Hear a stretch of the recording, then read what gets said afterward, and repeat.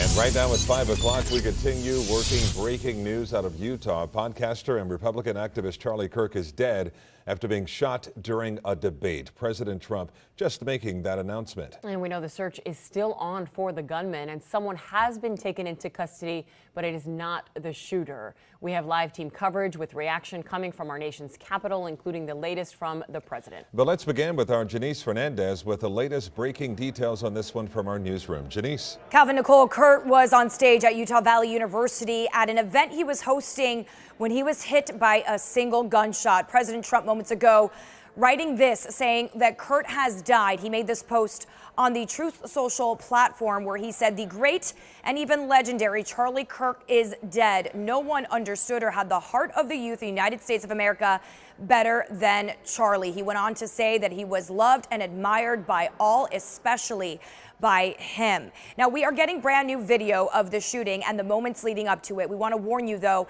that you may find this disturbing. We are choosing not to show you the video of the shooting itself, but what you're about to hear, the gunfire and then the crowd reacting. Counting or not counting gang violence? Oh my God. Obviously, the crowd then rushing from the scene, and just after that gunfire, everyone running in different directions, trying to get to safety. Kurt was bleeding heavily, according to witnesses and from those on the scene. It appeared that he was shot in the neck. And immediately before this shooting happened, Kurt was taking questions from an audience member about mass shootings and gun violence. The shooter is said to have opened fire about 200 yards away from where Kirk was speaking, a witness explaining what they saw. So the question was about shooters, and before Charlie Kirk could pick up the mic again, that's when the shot happened. And Eva, could you see the shooter? Could you see where the shots were coming from? Can you describe for us what happened after, if you could see the aid that was rendered to Charlie Kirk? So Emma and I dropped to the ground, so we didn't see with our own eyes. Charlie hit the ground, we saw him fall, but it looks like the shot came and it hit, he was facing us, and it looks like it hit the left side of his neck.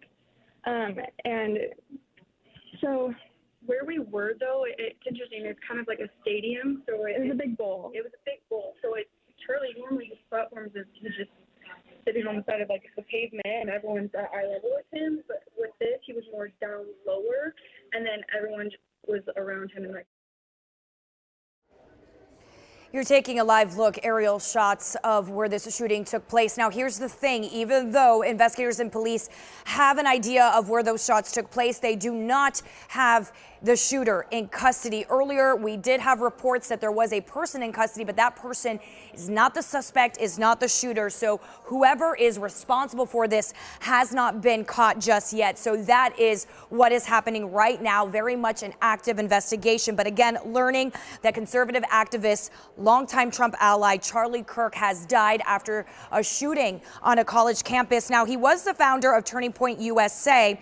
He's 31 years old, leaves behind two children. Trump has credited him with mobilizing the youth vote and saying that he was an integral part in that 2024 victory. Now, important to note, these Turning Point USA events, they have long attracted protest and controversy, often drawing petitions calling on universities to cancel the event. We do know that the event today did have a petition close to 1,000 signatures, but the university, of course, deciding to go along with this event, citing First Amendment rights. But again, Charlie Kirk shot and killed at Utah Valley at this university event. That shooter has not been caught. We also know that according to witnesses, there actually was not a lot of police at the scene there. Former Utah Congressman Jason Chavez was at the event and said Kurt did have some security, but it didn't appear to be a large amount of security around him. Some people even saying that they didn't even check tickets for the event. So a whole lot more to come as we continue to learn details on what happened that led to Charlie Kirk being shot and killed at this event. Nicole. Just horrific what happened. Janice, thank you.